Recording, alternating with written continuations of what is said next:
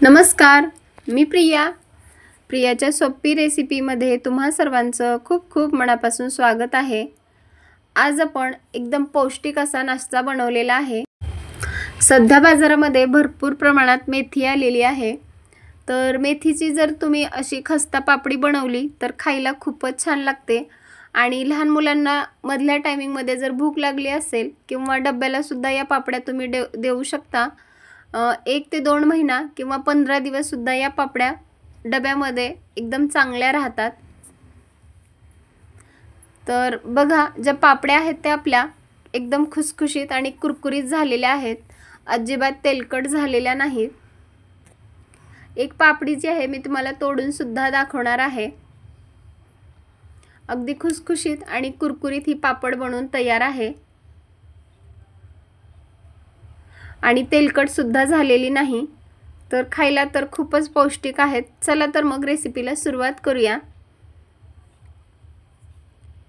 एक आपण मेथीची जुडी घेतलेली आहे, तर मेथीची जुडी आहे ती आपण 2 ते 3 पाण्याने स्वच्छ धुवून घेतली आहे आणि ते कट करून घेतली आहे।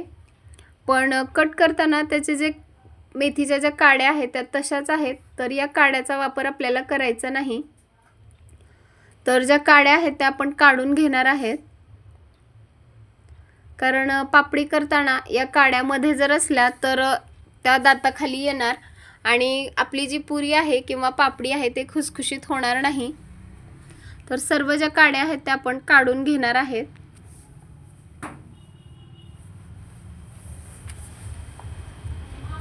आणि मेथी आपल्याला आता चिरून घ्यायची आहे, तर त्यासाठी मी एका मोठ्या प्लेटमध्ये ही भाजी काढून घेणार आहे।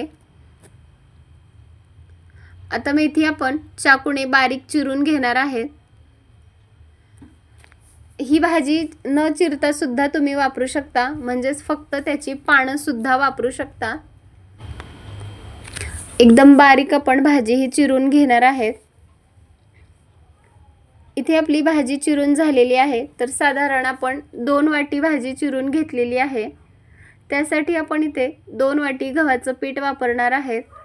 तर आपण रोजच्या जे चपातीला पीठ वापरतो तेच पीठ आपल्याला वापरायचं आहे। पीठ जे आहे ते मी चाळून घेतलेलं आहे।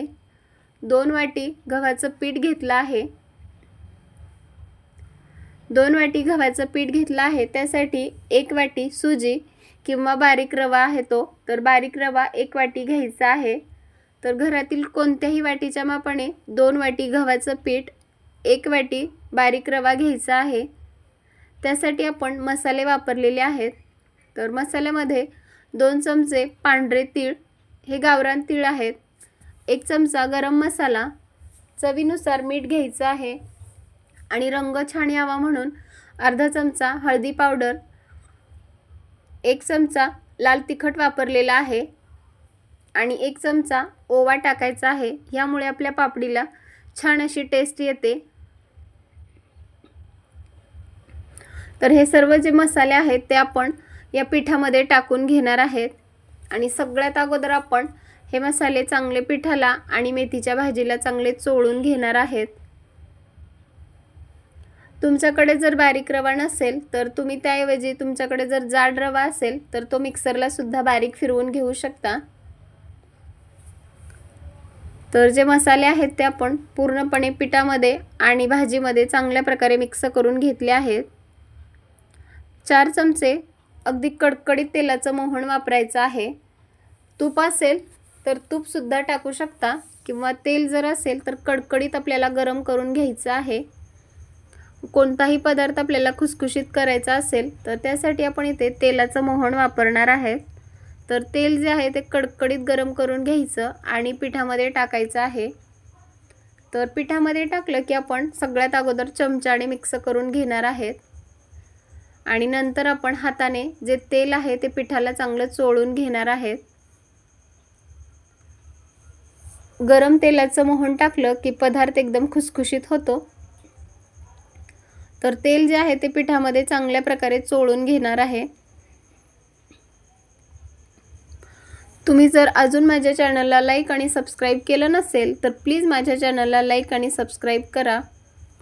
तर जे तेल आहे ते आपण पिठामध्ये चांगलं चोळून घेतलं आहे। आता आपण हे पीठ घट्ट असा गोळा मळून घेणार आहेत। त्यासाठी इथे मी पाणी टाकून घेतलं आणि पिठाचा आपल्याला आता एक घट्ट गोळा करून घ्यायचा आहे।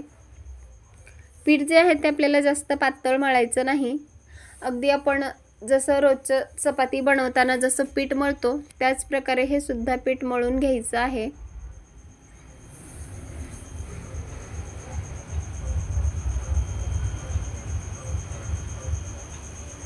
घट्ट असा गोळा करून घ्यायचा आहे।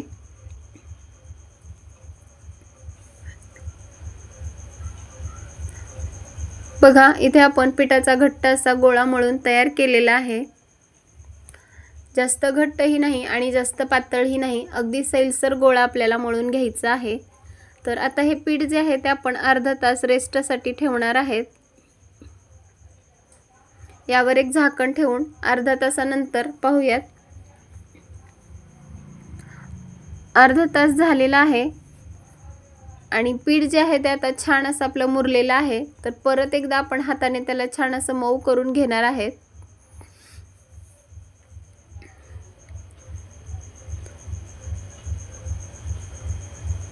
आता आपण जशी चपाती बनवतो त्या प्रकारे गोळा करायचा आहे आणि चपातीला जेवढ्या प्रमाणात गोळा घेतो तसा एक गोळा करून घेतला आहे। तर अशाच प्रकारे दुसरा सुद्धा गोळा करून घेणार आहे मी। आणि आता आपण याची एक पोळी लाटून घेणार आहेत। तर पोळी लाटत असताना थोडंसं गव्हाचं कोरडं पीठ त्यावर लावून घ्यायचं आहे आणि चपाती किंवा पोळी लाटून घ्यायची आहे। तर पोळी जी आहे ती आपल्याला एकदम पातळ लाटून घ्यायची आहे, जास्त जाड ठेवायची नाही। जेवढी जास्त पातळ लाटचाल तर ज्या पुऱ्या आहेत आपल्या किंवा पापडी आहे ती एकदम खुसखुशीत होते आणि जाड जर ठेवली तर त्या ज्या पुऱ्या आहेत किंवा पापडी जी आहे ती नरम पडते। इथे आपण एकदम पातळ अशी पोळी लाटून झालेली आहे।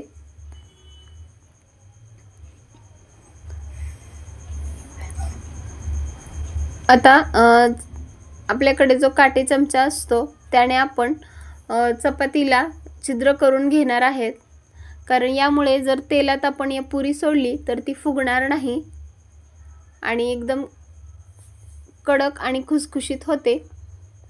त्यामुळे सर्व पोळीला आपल्याला चांगले असे छिद्र करून घ्यायचे आहेत।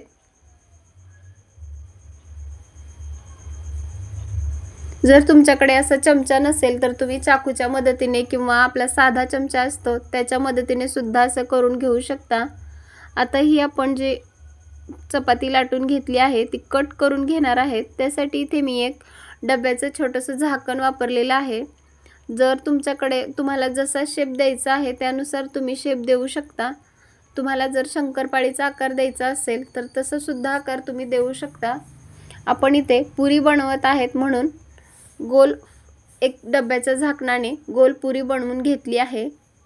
बघा पुरी आपली किती मस्त तयार झाली आहे। आता ह्या ज्या सर्व पुऱ्या आहेत ते एका प्लेटमध्ये काढून घेणार आहेत आणि जे राहिलेलं बाकीचं पीठ होतं त्याच्या सुद्धा आपण अशाच प्रकारे पुऱ्या करून घेणार आहेत। जर तुम्हाला एकाच वेळी सगळ्या बनवून ठेवायच्या असतील तर तसं सुद्धा तुम्ही करू शकता। इथे मी एका चपातीच्या पुऱ्या लाटून घेतल्या आहेत। आता गॅसवरती कढई गरम करण्यासाठी त्यामध्ये तेल टाकून घेतलं आहे आणि तेल सुद्धा आता आपलं चांगलं तापलेलं आहे। आता आपण या पापडी तळून घेणार आहेत। तर एक एक करून आपल्याला तेलामध्ये या पापडी सोडून घ्यायची आहे। तर एका टाइममध्ये मी 4 पापडी सोडून घेतल्या आहेत। तेल सुद्धा छान असं तापलेलं आहे। आपली जी पापडी आहे ती तळून वर आलेली आहे। तर आता आपल्याला गॅसची फ्लेम अगदी कमी ठेवायची आहे आणि लो टू मीडियम गॅसवर आपल्याला या पापड्या तळून घ्यायच्या आहेत। एका बाजूने तळली की दुसऱ्या बाजूने सुद्धा आपण छान अशी तळून घेणार आहेत। तर दोन्ही बाजूने छान रंग येईपर्यंत आणि अगदी खुसखुशीत होईपर्यंत या पापड्या तळून घ्यायच्या आहेत। बघा आपल्या ज्या पापड्या आहेत त्या तळून झालेल्या आहेत। तर झाऱ्यामध्ये काढून आपल्याला त्याचं सर्व जे तेल आहे ते निपटून घ्यायचं आहे।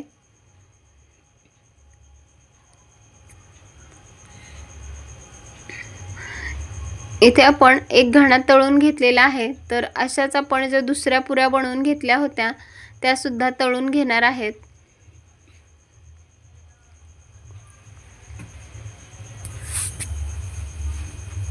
आपण इथे सर्व पापडी बनवून घेतली आहे।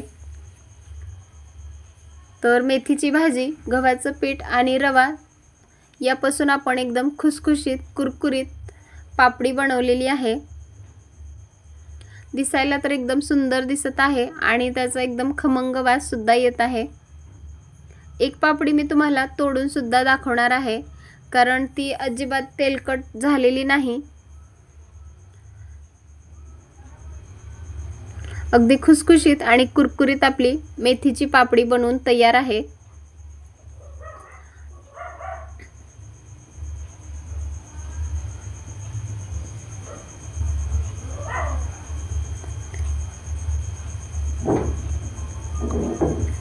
ह्या ज्या पापड्या आहेत तुम्ही चहा बरोबर सुद्धा खाऊ शकता।